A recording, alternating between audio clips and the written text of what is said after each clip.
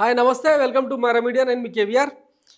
తిరుమల శ్రీవారి భవ్యకేంద్రం, దివ్యకేంద్రం, ప్రసిద్ధి చెందిన ఆ పుణ్యక్షేత్రం ఇప్పుడు తీవ్రమైన వివాదాలకు కేంద్ర బిందువుగా మారుతూ ఉంది.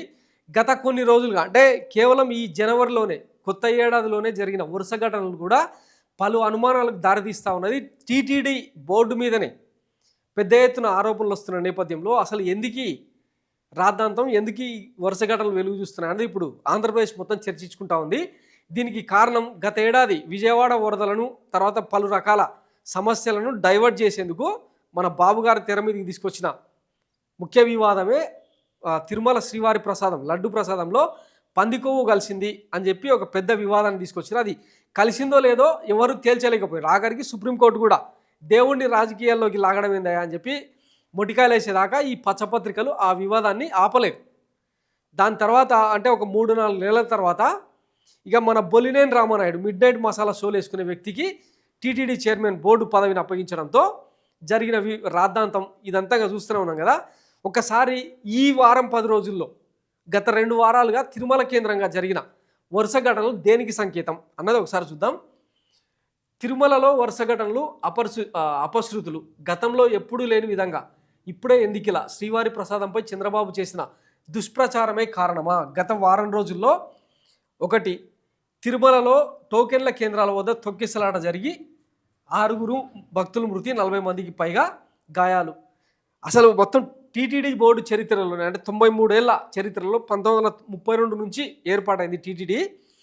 ఏ రోజు కూడా ఇంత పెద్ద ఎత్తున ఇంత పెద్ద మానవ విషాదానికి దారి తీయలే. రోజుకు 10 లక్షల మంది భక్తులు వచ్చినా కూడా ఏర్పాట్లు చేసేంత సెటప్ను క్రియేట్ చేసుకుంది. పవన్ కళ్యాణ్ గారే అన్నారు కదా, గరుడ సేవ బ్రహ్మోత్సవాల టైంలో కూడా పెద్ద ఎత్తున భక్తులకు మంచి మంచి సౌకర్యాలు అందించిన ఘనత టీటీడీ. అట్లాంటిది 2,500 మందిని కంట్రోల్ చేయలేక 6 తొక్కిసలాడకు కారణం అవడానికి ఏంది కారణం? జస్ట్ సింపుల్గా సారీ చెప్పి వదిలేసిండ్రు, అయిపోయి. నెక్స్ట్, తిరుమల 2వ ఘాట్ రోడ్డు వద్ద 10వ మలుపు వద్ద భక్తులపైకి బొలెరో వాహనం తప్పిన పెను ప్రమాదం. ఇది 2వ ఘటన.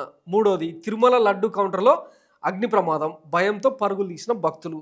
ఇది 3వ ప్రమాదం. తిరుమల 2వ ఘాట్ రోడ్డు వద్ద అదుపు తప్పి డివైడర్ని ఢీకొట్టిన ఆర్టీసీ బస్సు, పలువురు భక్తులకు గాయాలు. 5వ ఘటన, తాజాగా ఆర్టీసీ బస్టాండ్ వద్ద ఉన్న పద్మనాభం యాత్రిక సదన్ పై నుండి జారిపడి 3 ఏళ్ల బాలుడు మృతి. వాస్తవానికి అంటే తిరుమలలో చాలామంది ఆ శ్రీవారి దివ్య క్షేత్రం ముందు ప్రాణాలు తీసుకోవాలని చెప్పి ఆత్మహత్యలు అంటే లాడ్జ్లలో, రూమ్లలో, కాటేజ్లలో రూములు తీసుకొని చనిపోయిన ఘటనలు అవి వాళ్ళ వ్యక్తిగతం. కానీ అసలు దేనికి సంబంధం లేకుండా ఇంత పకడ్బందీగా ఏర్పాట్లు చేసి కింద అలిపిరి మెట్ల మార్గం దగ్గర నుంచి మొదలు పెడితే ప్రతి దగ్గర క్షుణ్ణంగా పరిశీలించి మరి పైకి తీసుకెళ్తారు కదా. అట్లాంటిది ఈ వరుస ఘటనలు దేనికి సంకేతం? ఆఖరికి తిరుమల లడ్డు కౌంటర్లో కూడా అగ్ని ప్రమాదం జరగడం దేనికి సంకేతం? ఇది కూడా వైసీపీ, వైఎస్ జగన్మోహన్ రెడ్డి అనుచరులు చేసిన కుట్రనే అని ఏమైనా ముద్రేసే ప్రయత్నం చేస్తారా? మొన్న ఈ తొక్కిసలాట వైఎస్ జగన్మోహన్ రెడ్డికి అంటగట్టే ప్రయత్నం చేశారు. తీరా 50 మంది జనసేన కార్యకర్తల అత్యుత్సాహానికి 6 బలైనరని చెప్పి మొత్తం మీడియా గగ్గోలు పెట్టడంతో ఆయన సారీ చెప్పి బొలినేని రామానాయుడు, తర్వాత వెంకటరమణ చౌదరి, ఈవో శ్యామలరావు వీళ్ళందరూ తనతో పాటు సారీ చెప్పాలని చెప్పి కూతలు కూర్చుండు అనమాట.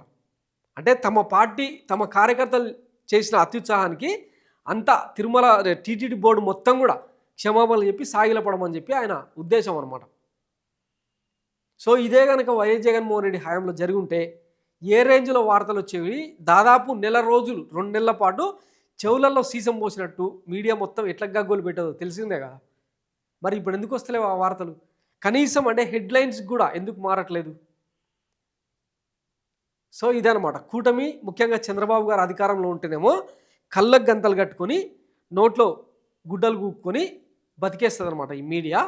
అదే అవతలలో ఎవరైనా ఉంటే మాత్రం మొత్తం ఇక ఎక్కడ లేని శక్తులన్నీ కూడగట్టుకొని ఇక అడ్రస్ లేని ఆనామాకలను అందరూ తీసుకొచ్చి స్టూడియోలో కూర్చోబెట్టి ఇక విశ్లేషణలు, డిబేట్లు, స్టూడియోలోనే జస్టిస్లు ఇచ్చే రేంజ్లో డిబేట్లు పెడతారనమాట.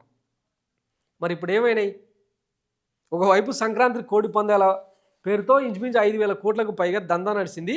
విచ్చలవిడిగా మద్యం, రికార్డింగ్ డ్యాన్సులు, భోగం మేళాలు ఇవన్నీ జరుగుతూ ఉంటే కూడా ఏ ఒక్కడన్నా వాటి గురించి చేస్తుండా?